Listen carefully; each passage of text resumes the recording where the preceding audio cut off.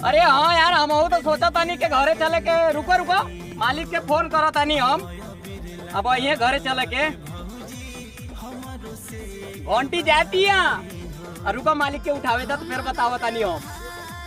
Hello, हाँ मालिकार, नमस्कार नमस्कार। अरे हम गाड़ी वाड़ी आपका चलाइब ना।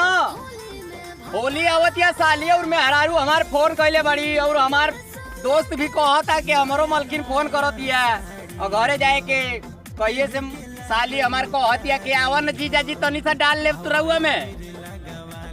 हाँ मलिकार, होली बात तो हम आ जाए।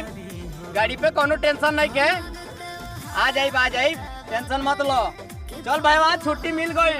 हे धन लक्ष्मी, जैसे ही छोड़ के जाता नहीं वैसे ही रही हो। आई तो तोहरा के फिर पोछा पाछा